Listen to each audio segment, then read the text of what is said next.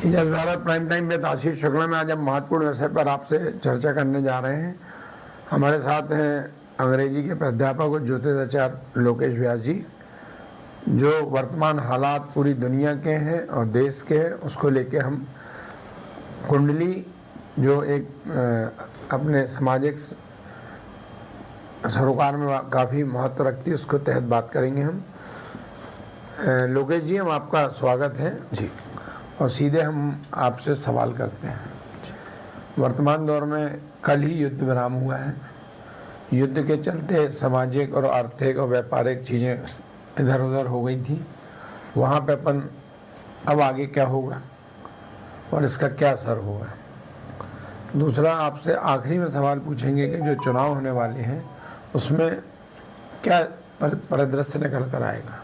सबसे पहले अपन ट्रंप में बात करते हैं। ट्रंप के और ईरान के और इजराइल के बीच पूरी दुनिया में उथल पुथल मची, इस पे आपका क्या कहना है? निश्चित रूप से मार्च में जैसे ही पंचग्रही योग बना था, लास्ट एपिसोड में जब बैठे थे 25 दिसंबर 2025 को, तब भी चर्चा की थी कि ऐसे हालात जरूर बनेंगे। और डोनाल्ड ट्रंप की कुंडली की बात करी जाए तो अभी वर्तमान में गुरु की महादशा में शुक्र की अंतर्दशा चल रही है और शुक्र उनका 12वां है और शुक्र और शनि वर्गोत्तम है। तो जब ये स्थितियां बनती हैं तो निश्चित रूप से व्यक्ति के जीवन में अजीब सी उथल पुथल की स्थितियां आती हैं, क्योंकि इनकी कुंडली में नीच राजभंग योग तो है, लेकिन मंगल की प्रतिकूल अवस्था और गुरु और शुक्र की वैसे तो बहुत शुभ होती है दशा अंतरदशा, बट इनकी कुंडली वर्गोत्तम होने के कारण और शनि का विपरीत प्रभाव होने के कारण शुक्र चूंकि सेक्स, लग्जरी और कंफर्ट इन तीन से बिलोंग करता है, तो एपिस्टीन फाइल में भी इनका नाम इसी कारण इस दशा के एंटर होते ही साथ आया। हालांकि मई 2027 तक गुरु में शुक्र की महादशा डोनाल्ड ट्रंप की चलेगी, तो ये उथल पुथल वाला इनका जीवन अभी चलेगा वहां तक। और शुक्र की महादशा के बाद आचंकुर आई शावु की इश्यू। हाँ, गुरु में जैसे ही सूर्य आएगा वहां से इनके लिए 11 महीने का समय और अधिक टफ रहेगा। अगर ये समय पार कर गए तो ये कार्यकाल पूरा करेंगे, नहीं तो ये कार्यकाल पूरा नहीं कर पाएंगे। ट्रंप की कुंडली के चलते पूरे देश में उथल पुथल मची, इसको कैसे देखते हैं आप? ट्रंप की कुंडली अकेली जिम्मेदार नहीं है, पूरी दुनिया में उथल पुथल। डोनाल्ड ट्रंप की कुंडली, अमेरिका का जब निर्माण हुआ वहां की कुंडली, ईरान इजराइल के समय कुंडली, और भारत जब देश आजाद हुआ, देश के आजाद, क्योंकि भारत में भी महंगाई का ये लास्ट टाइम भी बोला कि महंगाई बढ़ेगी। भारत में भी जो एलपीजी गैस की किल्लत हुई या महंगाई बढ़ी, आम जनजीवन त्रस्त हो गया। कुछ चीजें समझ में नहीं आती, लेकिन जैसे ही लोग युद्ध के बारे में, कई लोगों की नींद भी उड़ी इस कारण। मतलब आम जन में पूरी दुनिया में जो तनाव हुआ, ये डोनाल्ड ट्रंप की पति सिलेंडर के चक्कर में सिलेंडर थे। अरे बिल्कुल रहे। महंगाई का कारक ग्रह जो था राहु, छल कपट माया भ्रम अफवाह फैलाई और युद्ध के कारण कम से कम 5-5 साल पीछे चली गई है दुनिया। आज समझ में नहीं आता है, लेकिन ईरान को उभरने में कम से कम 5 साल लगेंगे। लेबनान बचेगा कि नहीं, अभी भी ये संभावना नहीं है। और ये युद्ध विराम 14 दिन का जो हुआ है, ग्रहों की स्थिति देखते हुए 2026 का जो वर्ष है, युद्ध विराम रहते हुए भी युद्ध की आशंका हर दिन बलवती होती रहेगी। हालांकि कोई मेजर ऐसा परमाणु विस्फोट जैसी स्थितियां नहीं होंगी। शेयर बाजार एकदम उठा नहीं, शेयर बाजार मतलब अमेरिका के आने से विश्व में ही उथल पुथल हुई, तो आप देखिए शेयर बाजार भी बहुत ज्यादा डाउन हुआ। अच्छा, अभी भी कोई बहुत संभावनाएं नहीं है कि शेयर बाजार या महंगाई कंट्रोल हो जाएगी, क्योंकि दूसरे मोर्चों पर भी युद्ध है। रूस और यूक्रेन युद्ध चल रहा है। चाइना को इस समय सबसे ज्यादा फायदा हुआ है। भारत की जनता महंगाई से जूझ रही है, लेकिन नेतृत्व चूंकि अच्छा है और एडमिनिस्ट्रेशन और खुमैनी की आपने भविष्यवाणी की थी कि कोई देश का वर्ल्ड का बड़ा नेता जाएगा तो खुमैनी जी दुनिया में नहीं रहे, बहुत दुखद है, नहीं रहे। और लेकिन अब ये जो अपने देश की बात करें जी। तो देश की राजनीति क्या कर रही है ग्रह नक्षत्रों के साथ? देश की राजनीति बहुत ही निर्णायक मोड़ पर है, क्योंकि देश के 5 राज्य जो हैं, अहम राज्य जिनमें चुनाव हैं, जिनमें पांडिचेरी को छोड़ दिया जाए छोटा सा है कि कम सीट पे है, नहीं तो पश्चिम बंगाल की बात करें 294 सीटों पर विधानसभा का चुनाव हो रहा है। हम बात करें तमिलनाडु की 234 सीटों पर चुनाव है, 140 सीट पर केरल में चुनाव है, 132 विधानसभा की सीटों पर असम में चुनाव है, और इसमें सबसे अधिक जो देश की नजर हर पार्टी की है वो है पश्चिम बंगाल में कि ममता बनर्जी का क्या होगा। तो आप बताइए कुंडली के हिसाब से ममता का क्या होगा? ममता बनर्जी के जो ग्रह हैं इतने चमत्कारिक ग्रह हैं कि ये लोग दुनिया में रहते हैं तब तो इनका नाम होता ही होता है, ये चले जाते हैं तो 200-200 साल तक इनको भूल नहीं पाता आदमी।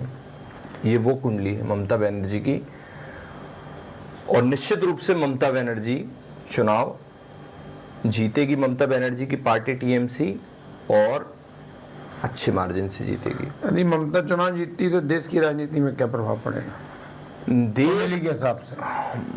भाई पश्चिम बंगाल का असर पूरे देश पर नहीं पड़ेगा। नहीं पड़ेगा? नहीं, भाजपा मजबूत रहेगी। भाजपा का भी ग्राफ उस तेजी से नहीं गिरा जितना युद्ध जनित हालात के बावजूद गिरना चाहिए था। मतलब देश की जनता युद्ध होने के बावजूद, एलपीजी के संकट के बावजूद भी नेतृत्व के प्रति तटस्थ है।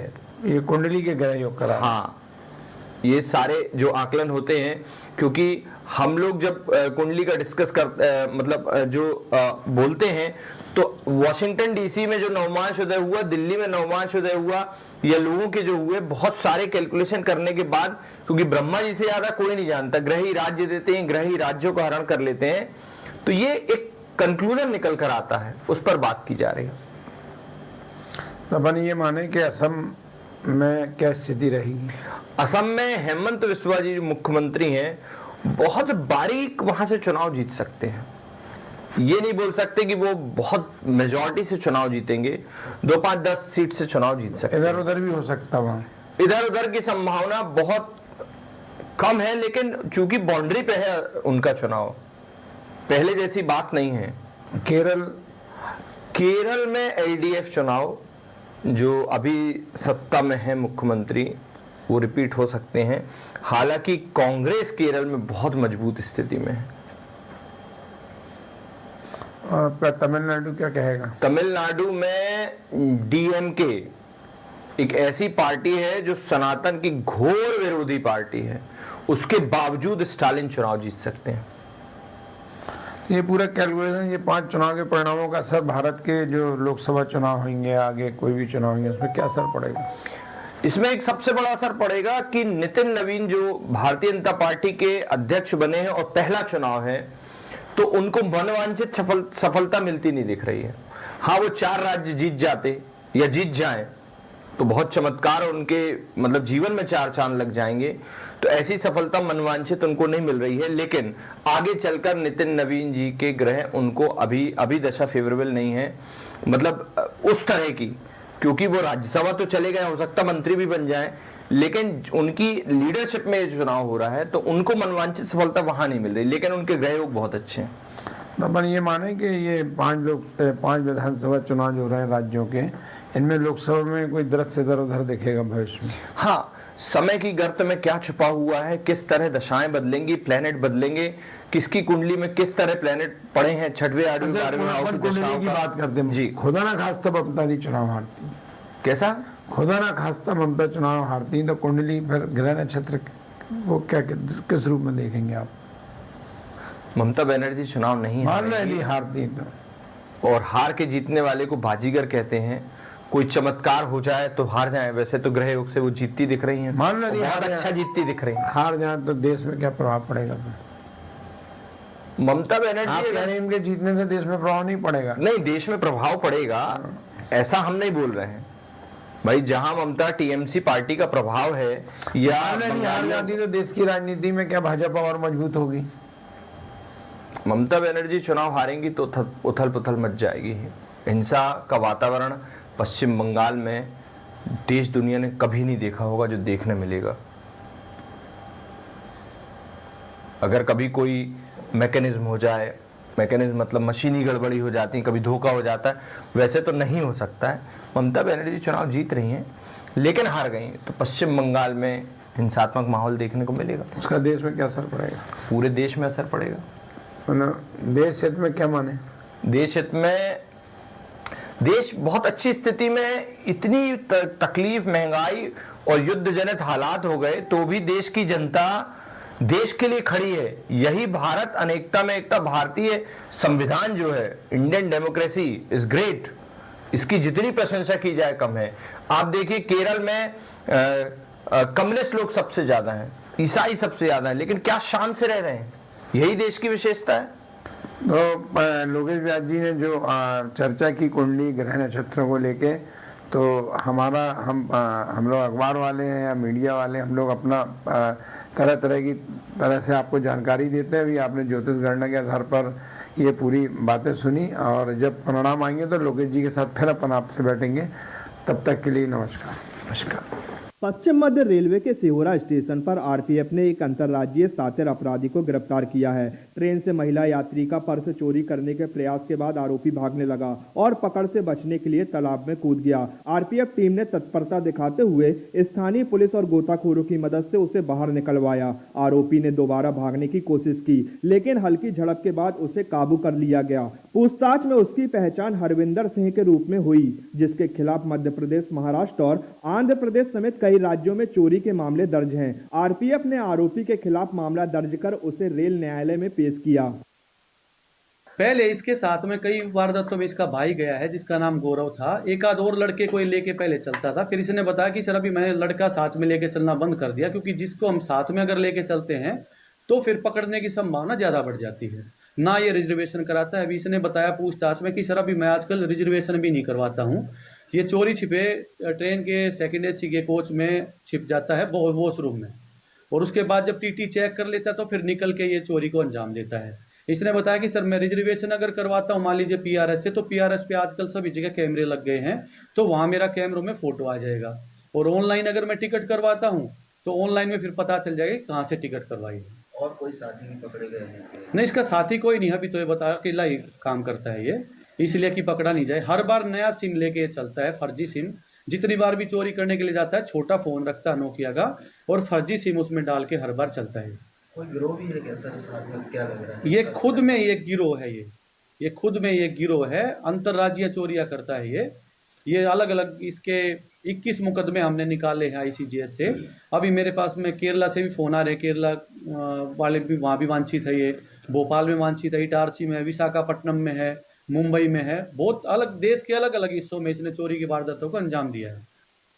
शहर की बदहाल सफाई व्यवस्था, बढ़ते टैक्स और भ्रष्टाचार के आरोपों को लेकर कांग्रेस पार्षद दल ने नगर निगम मुख्यालय में घेराव कर तालाबंदी कर दी। प्रदर्शन के दौरान पार्षदों और कार्यकर्ताओं ने नगर निगम प्रशासन के खिलाफ जमकर नारेबाजी की और व्यवस्थाओं में सुधार की मांग उठाई। कांग्रेस शहर अध्यक्ष सौरभ नाटी शर्मा ने तीखा आरोप लगाते हुए कहा कि नगर निगम में भ्रष्टाचार बंदरबाट की तरह चल रहा है, जहाँ ठेकेदार, जनप्रतिनिधि और अधिकारी मिलकर संसाधनों का बंटवारा कर रहे हैं, जबकि जनता को सुविधाओं के नाम पर कुछ नहीं मिल रहा। उन्होंने कहा कि सफाई के नाम पर 2 से 4 गुना तक टैक्स वसूला जा रहा है, लेकिन शहर में कूड़े के ढेर लगे हैं और व्यवस्था पूरी तरह चरमराई हुई है। उन्होंने यह भी आरोप लगाया कि कचरा प्रबंधन के ठेकों में अनियमितताएं हैं और आउटसोर्स कर्मचारियों के भुगतान में गड़बड़ी की जा रही है।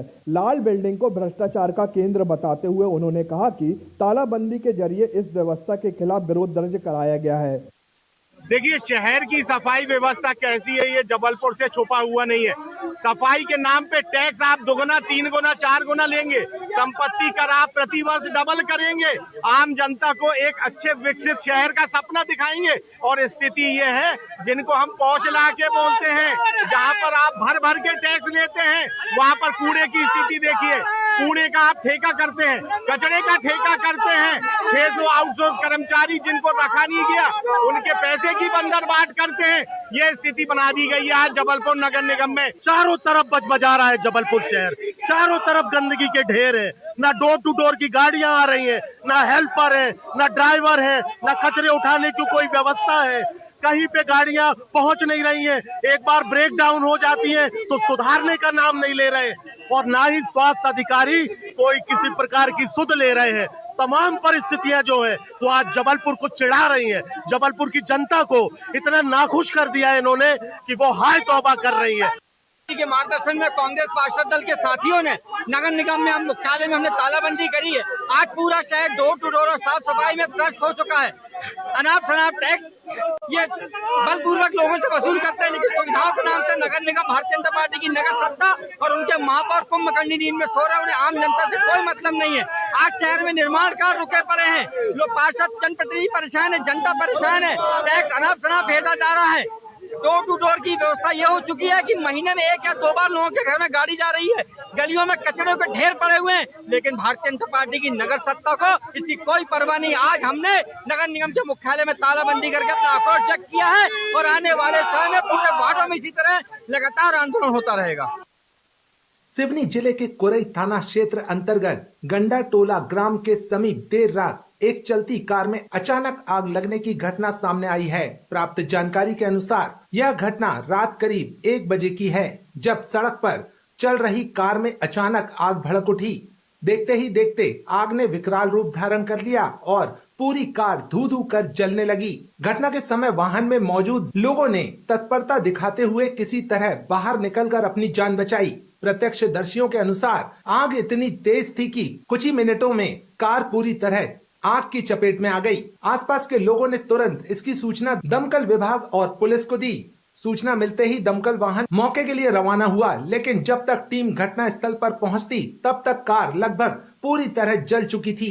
दमकल कर्मियों ने मौके पर पहुंचकर आग पर काबू पाया, जिससे आसपास के क्षेत्र में आग फैलने की आशंका को टाल दिया गया। घटना के बाद कोरई थाना पुलिस भी मौके पर पहुंची और स्थिति का जायजा लिया। प्रारंभिक तौर पर आग लगने का कारण स्पष्ट नहीं हो सका है। पुलिस द्वारा वाहन मालिक के संबंध में जानकारी जुटाई जा रही है ताकि घटना के वास्तविक कारणों का पता लगाया जा सके। संभावित जताई जा रही है कि आग शॉर्ट सर्किट या किसी तकनीकी खराबी की वजह से हो सकती है। हालांकि इसकी पुष्टि जांच के बाद ही हो सकेगी। इस घटना में किसी के हताहत होने की सूचना नहीं है, लेकिन वाहन पूरी तरह क्षतिग्रस्त हो गया है। फिलहाल पुलिस मामले की जांच में जुटी है और आसपास के लोगों से जानकारी एकत्रित की जा रही है। जान से मारने की नियत से किए गए प्राणघातक हमले के मामले में फरार चल रहे आरोपी को सिटी कोतवाली पुलिस ने गिरफ्तार कर लिया है।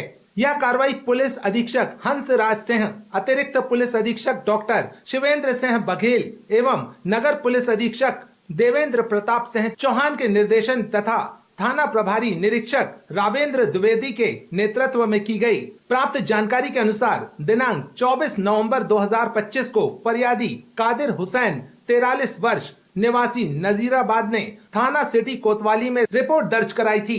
फरियादी ने बताया कि वह अपनी दुकान पर था, तभी उसकी बच्ची ने फोन कर घर पर कुछ लोगों द्वारा गाली गलौज किए जाने की सूचना दी। घर पहुंचने पर देखा कि इमरान खान, चांद बाबा, अफजल, फैजल और सैफ गाली गलौज कर रहे थे। विरोध करने पर आरोपियों ने अचानक हमला कर गंभीर मारपीट की और अधमरा छोड़कर फरार हो गए। पुलिस ने रिपोर्ट दर्ज कर मामले को जांच में लिया और आरोपियों की तलाश शुरू की। इस दौरान 4 आरोपियों को पहले ही गिरफ्तार किया जा चुका था। मामले में वांछित आरोपी अफजल उर्फ फैजल 30 वर्ष, पिता कलीम खान निवासी नजीराबाद, घटना के बाद से लगातार फरार चल रहा था और गिरफ्तारी से बचने की कोशिश कर रहा था। पुलिस को मुखबिर से सूचना मिली कि जिसके आधार पर टीम ने दबिश देकर आरोपी को नजीराबाद क्षेत्र से घेराबंदी कर गिरफ्तार कर लिया। आरोपी को विधिवत गिरफ्तार कर न्यायालय में पेश किया गया है। जिले के सागर थाना क्षेत्र में घरेलू विवाद के चलते एक शराबी पति ने अपनी पत्नी पर चाकू से हमला कर उसकी हत्या कर दी। आरोपी ने अपनी बड़ी बेटी के सामने हमला किया। गंभीर रूप से घायल महिला ने संजय गांधी अस्पताल में इलाज के दौरान दम तोड़ दिया। पुलिस ने हत्या का मामला दर्ज कर लिया है और फरार आरोपी पति की गिरफ्तारी के लिए लगातार दबिश दे रही है।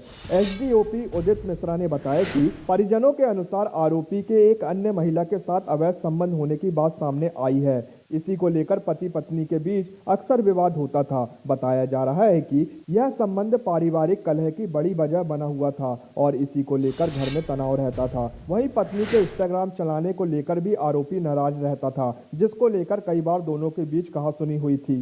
प्रारंभिक जांच में इन दोनों पहलुओं अवैध संबंध और सोशल मीडिया को लेकर विवाद को घटना की प्राथमिक वजह माना जा रहा है। फिलहाल पुलिस सभी एंगल से मामले की जाँच कर रही है और आरोपी की तलाश जारी है। थाना सगरा अंतर्गत लवा ग्राम में एक महिला की घायल होने की पुलिस को सूचना प्राप्त हुई थी, जिसमें प्रथम दृष्टया पाया गया कि पति और पत्नी के बीच में पारिवारिक कलहों और चारित्रिक संदेह को लेकर वाद विवाद की स्थिति निर्मित हुई थी, जिसमें पत्नी जो है आहत थी और घायल थी। उसको संजय गांधी हॉस्पिटल में भर्ती कराया गया, जिसमें इलाज के दौरान उसकी मृत्यु हो गई।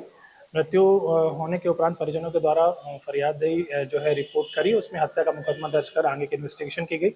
एफएसएल टीम के द्वारा और पूरी पुलिस टीम के द्वारा वीडियोग्राफी के द्वारा जो है घटनास्थल का प्रॉपर निरीक्षण कराया गया, एविडेंस कलेक्शंस किए गए हैं और पीएम रिपोर्ट के आधार पर इसमें आगे कार्रवाई की जा रही है। आरोपी जो इसका प्रथम दृष्टया पति है, उसकी टीम जो हमारी टीम लग गई है उसको पतासाजी करने के लिए और जल्द ही हम उसकी गिरफ्तारी सुनिश्चित करेंगे। सिवनी शहर में शराब दुकानों के आसपास संचालित हो रहे अवैध आड़तों के खिलाफ कोतवाली पुलिस ने सख्त कार्रवाई करते हुए रेड अभियान चलाया। इस कार्रवाई में पुलिस ने 2 आरोपियों को मौके से गिरफ्तार कर उनके विरुद्ध आबकारी एक्ट के तहत प्रकरण दर्ज किया है। कोतवाली थाना प्रभारी सतीश तिवारी ने बताया कि पुलिस अधीक्षक सुनील मेहता के निर्देश में जिले भर में अवैध गतिविधियों पर लगातार निगरानी रखी जा रही है। इसी क्रम में अतिरिक्त पुलिस अधीक्षक दीपक मिश्रा एवं एसडीओपी सचिन परस्ते के मार्गदर्शन में कोतवाली पुलिस की टीम गश्त पर थी। इसी दौरान पुलिस को सूचना मिली कि दल सागर भट्टी क्षेत्र में 2 अलग अलग टपरों में अवैध रूप से डिस्पोजल में शराब बेचकर धन अर्जित किया जा रहा है। सूचना मिलते ही पुलिस की टीम ने तत्परता दिखाते हुए मौके पर घेराबंदी कर रेड कार्रवाई की। जांच के दौरान 2 अलग अलग स्थानों पर संजू गोखले एवं प्रियांश चौरसिया नामक युवक लोगों को डिस्पोजल में शराब बेचते पाए गए। पुलिस ने मौके पर ही दोनों आरोपियों को हिरासत में लेकर उनके कब्जे से सामग्री जब्त की, विधिवत पंचनामा तैयार किया। जिले में संगठन के प्रांतीय संयोजक डीके सिंगौर ने बताया कि लोक शिक्षण संचालनालय एवं आयुक्त के द्वारा टीईटी परीक्षा अनिवार्य किए जाने के विरोध में जिले के हजारों शिक्षकों ने रैली निकालकर विरोध प्रदर्शन कर कलेक्टर को संबोधित ज्ञापन सौंपा और पात्रता परीक्षा की अनिवार्यता को समाप्त करने की मांग की। आईपीएल मैच के दौरान माधवनगर के चर्चित सटोरिये कटनी से दूर गोवा में बैठकर पूरे देश में सट्टे का कारोबार संचालित कर रहे थे। माधवनगर पुलिस की छापामार कार्रवाई से इसका खुलासा हुआ। कटनी एसपी अभिनव विश्वकर्मा के नेतृत्व में विशेष टीम ने कार्रवाई करते हुए सट्टेबाजों को गोवा से गिरफ्तार किया है। माधवनगर पुलिस ने छापामार कार्रवाई करते हुए गोवा से माधवनगर के 4 नामचीन सटोरियों को पकड़ा है, तो कटनी से 2 सट्टा कारोबारियों को गिरफ्तार किया है। इसमें पिंकी आडवाणी, बंटी बादवानी, सुनील मुलजानी, रोहित जयसिंघानी, राहुल आहूजा शामिल हैं। आरोपी कटनी के अलावा कल्याण, जयपुर और गोवा में भी नेटवर्क बनाकर ऑनलाइन सट्टा का कारोबार संचालित कर रहे थे। इस गिरोह के माध्यम से करोड़ों रुपए का लेन देन होने की जानकारी सामने आई है। आरोपियों के पास से मोबाइल फोन और सट्टे के हिसाब किताब से जुड़े दस्तावेज जब्त किए गए हैं। कुल 6 आरोपियों को गिरफ्तार किया गया है जो इस ऑनलाइन गैम्बलिंग के नेटवर्क में शामिल थे। उनके पास से काफी सारे मोबाइल और लैपटॉप वगैरह बरामद हुए हैं। साथ ही साथ में काफी सारे हिसाब किताब और जो ट्रांजैक्शंस उसके बारे में जानकारियां प्राप्त हुई हैं। इसमें गिरफ्तार किए गए व्यक्तियों के नाम है पिंका उर्फ रविंद्र आडवाणी जो कि 42 साल का है, रॉबर्ट लाइन के पास में रहता है। बंटी और ऋषि पिता राजकुमार वाधवानी जो कि 37 साल का है, मानसरोवर कॉलोनी का रहने वाला है। सुनील मूलजानी जो कि 45 साल का है, हॉस्पिटल लाइन के पास में रहता है। रोहित पिता स्वर्गीय मेघराज जयसिंघानी जो कि 46 साल का है, कृष्णाराम कॉलोनी में रहता है। राहुल पिता राहुल और रणविजय आहूजा जो कि 33 साल का है, ये झूलेलाल सोसाइटी में रहता है। एक अमर पिता सेवाराम हिंदुजा जो कि 45 साल का है, ये बंगला लाइन में रहता है। इस प्रकार से कुल 6 आरोपियों की गिरफ्तारी की गई है और इन सभी को माननीय न्यायालय के समक्ष प्रस्तुत किया गया है और आगे वैधानिक कार्रवाई की जा रही है। कोशिश ये की जाएगी इनकी अन्य संपत्तियां जो इनके द्वारा अर्जित करी गई हैं उसकी जांच करके उसके ऊपर वैधानिक कार्रवाई की जाए। आरोपियों को काफी टेक्निकल रिपोर्ट निकालने के बाद में इनको पकड़ा गया। बस स्टैंड पुलिस चौकी के अंतर्गत रविदास तिराहा स्थित नट बोल्ट हाउस के सामने सब्जी लेने जा रहे पति पत्नी को कार ने पीछे से ठोकर मार दी, जिससे दोनों घायल हो गए। जानकारी के मुताबिक अहमदनगर निवासी 46 वर्षीय सबीना बी और उनके पति 48 वर्षीय कासिम खान स्कूटी से सब्जी लेने जा रहे थे, तभी एक तेज रफ्तार कार ने उन्हें जोरदार ठोकर मार दी। प्रत्यक्षदर्शियों के अनुसार कार क्रमांक MP21 CV2113 ने स्कूटी क्रमांक MP21 ZE3373 को ठोकर मार दी। स्कूटी में ठोकर मारने के बाद काफी दूर तक घसीट लिया, जिससे दोनों गंभीर रूप से घायल हो गए। हादसे में सबीना बी के दाहिने हाथ में गंभीर चोटें आई हैं, जबकि कासिम खान को भी चोटें पहुंची है। मौके पर मौजूद लोगों ने तुरंत दोनों को अस्पताल पहुंचाया। बस स्टैंड चौकी प्रभारी सिद्धार्थ राय ने बताया कि घायल दंपत्ति का जिला अस्पताल में इलाज चल रहा है। रिपोर्ट दर्ज करते हुए मामले की जांच की जा रही है। कार को पुलिस ने जब्त कर लिया है। जिले में नशे के कारोबार पर लगाम कसने के लिए चलाए जा रहे ईगल क्लॉ ऑपरेशन के तहत गाडरवारा पुलिस को बड़ी सफलता मिली है। पुलिस ने अलग अलग कार्रवाई करते हुए 54.1 ग्राम अवैध स्मैक के साथ 2 ड्रग पेडलर्स को गिरफ्तार किया है, जिनकी कुल कीमत लगभग 5,40,000 रुपए आंकी गई है। थाना प्रभारी निरीक्षक अशोक सिंह चौहान के नेतृत्व में पुलिस टीमों ने दोनों आरोपियों को पकड़ा। पहली कार्रवाई में शाम करीब 7 बजे डमरू घाटी के पास कैंकरा रोड पर संदिग्ध बाबूलाल कौरव को पकड़कर उसके कब्जे से 39 ग्राम स्मैक जब्त की गई। वहीं दूसरी कार्रवाई में रात करीब 11:30 बजे इमलिया मरघटा के पास वीरेंद्र भाट को गिरफ्तार कर उसके पास से 15.1 ग्राम स्मैक बरामद की गई। पुलिस ने दोनों आरोपियों के खिलाफ NDPS एक्ट के तहत अलग अलग प्रकरण दर्ज कर जांच शुरू कर दी है। पूछताछ में सामने आया है कि स्मैक की खेप खिलचीपुर से लाई गई थी, जिसके स्रोत की जाँच जारी है। पुलिस अधीक्षक महोदय नरसिंहपुर डॉक्टर CK मीणा द्वारा नशे के विरुद्ध ऑपरेशन ईगल क्लॉ चलाया जा रहा है। इसके तारतम्य में कल 7 तारीख को सूचना प्राप्त हुई कि 2 अलग अलग व्यक्ति जो है अवैध मादक पदार्थ लेकर शहर में आ रहे हैं, जिसके पकड़ने के लिए 2 अलग अलग टीमें बनाई गई। पहली टीम में SI अंकित रावत के नेतृत्व में, जिसमें टीम द्वारा डमरू घाटी से बाबूलाल कौरव, पिता छत्र कौरव, इनको गिरफ्तार किया गया। इसके कब्जे से 54 ग्राम स्मैक बरामद हुई है। इसी तरह दूसरी टीम जो हमारी थी वो SI अनिल भगत के नेतृत्व में इमलिया के पास से वीरेंद्र भाट को गिरफ्तार किया, जिसके कब्जे से लगभग 15.1 ग्राम स्मैक बरामद हुई। टोटल स्मैक जो है वो 54.1 ग्राम बरामद हुई है, जिसकी कुल कीमत 5,40,000 रुपये है। इसमें 2 व्यक्ति अलग अलग गिरफ्तार किए गए, जिसमें NDPS के तहत मामला दर्ज किया गया। चमकी चाट से क्या बना है?